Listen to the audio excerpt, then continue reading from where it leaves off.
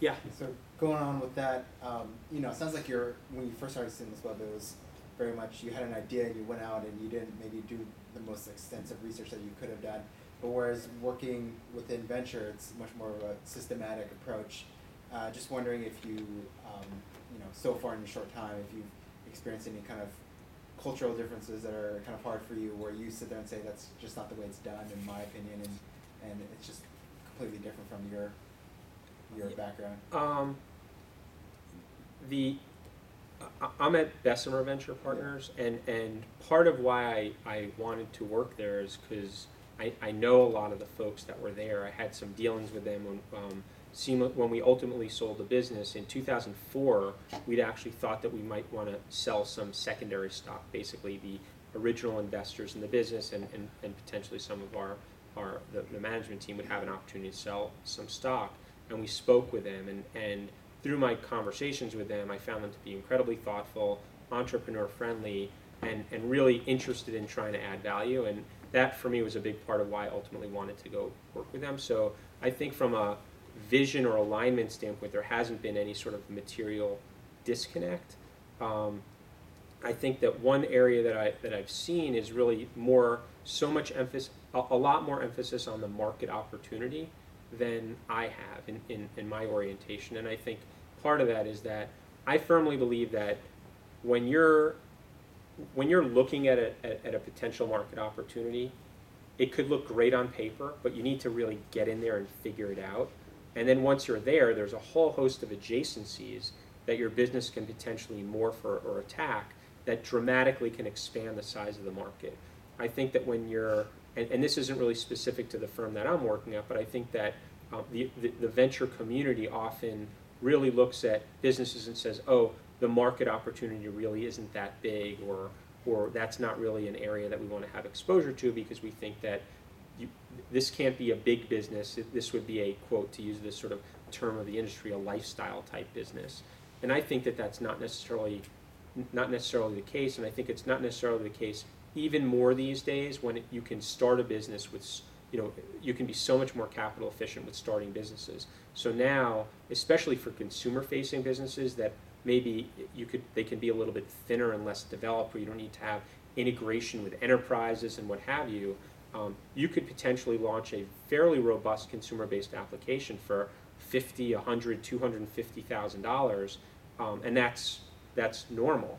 And so to the extent that you're starting a business that you're launching with $100,000 or $250,000, if you can ultimately sell that at a $50 million exit, like that can be meaningful. It may not be meaningful for a very large private equity firm, but for companies that are investing $1 million or $2 million to be able to get 10x or 8x on their investment in 2 or 3 years, like that's a meaningful return. And so I think that as I think about it, I've been both focused on how big do I think the market opportunity is, but also are there niche opportunities that you can go after really, really capital efficiently, leveraging existing relationships that you have to get an outsized return.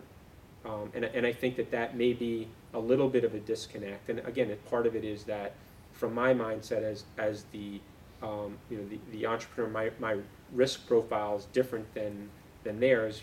For me, it's I'm investing sort of my most precious asset, my time, and they have a fiduciary duty to their limited partners to be, as on a risk-adjusted basis, get them as outsized returns as much as they possibly can. And those two things aren't necessarily always aligned, partly because entrepreneurs have different risk profiles, different risk tolerance. People may have had an exit already that they now can feel like, some people that have had an exit feel like, now I want to go after a huge opportunity. Other people that had an exit say, great, let's just keep getting these small exits, and that's a great way, that's a great operating method as well. Yeah.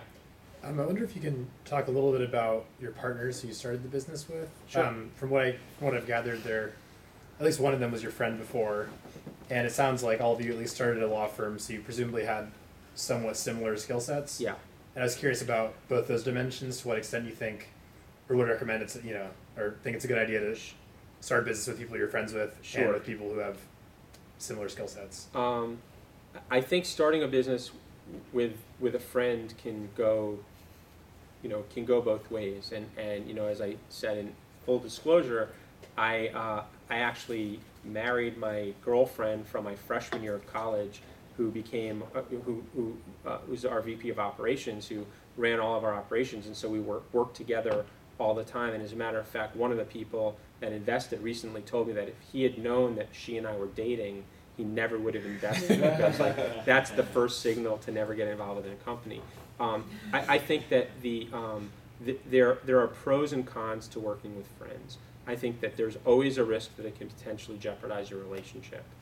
I also think that if it's someone that you have a lot of respect for, that you completely trust, then you can potentially overlook some of the other areas where there may not be as complementary a skill set. And I say that meaning, this is my area of expertise, which fits completely neatly with their area of expertise. Sometimes there's going to be overlap, but if you trust the people, then I think that really compensates for a whole lot.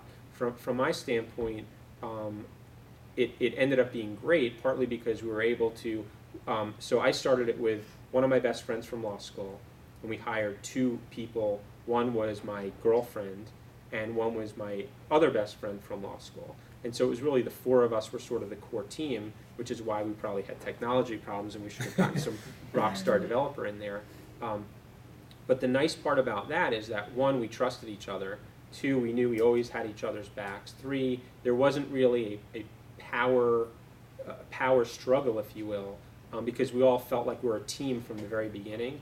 And as a result, the talent that we were able to attract because of that, because people saw that this really was a team-oriented business, that it was a collegial atmosphere, that it had a great culture, we were able to acquire talent that we probably otherwise wouldn't have been able to at an earlier stage, because people said, if I'm going to be working 18 hours a day, I want to be working with nice people that I like, that I respect, that are thoughtful, that aren't going to take credit for my ideas, et cetera, et cetera. And so, I think that there's definitely pros and cons. You absolutely need to be very, very careful. I think the fastest way you can hurt a friendship is when there's money or financial issues involved. I think the most important thing is to have complete alignment and say, like, while we may have complementary skill sets or what have you, this is my role, this is your role, this is the other person's role, as much as you possibly can up front. But that goes without saying in any business relationship. I think if you're hiring somebody or you're going into business with somebody, the more you can make sure that everyone's expectations are completely aligned from the very beginning, I think you'll have a much more beneficial outcome. So, but it's definitely more sensitive, and I think that what we try to do is say, and my wife always makes fun of me because I say, let's never let our personal lives influence our business decisions. And my wife said, well, that's easy for you to say because you're the boss at work. So you can tell me to like go do X or Y or Z, and I can't really respond to that. And I said, yeah, but you're the boss at home, which is far more important. But I think that there definitely are pros and cons to working with people that I think that, the most important thing in my mind is to really just be completely honest with yourself and say, I may be good friends with that person, but like, are they really the value-added person that is the friendship strong enough that if one of us is not holding up our end of the bargain, the other person is going to confront you with it. Because I think you need that level of accountability in a business, especially in an early stage business where the business isn't really going to go anywhere.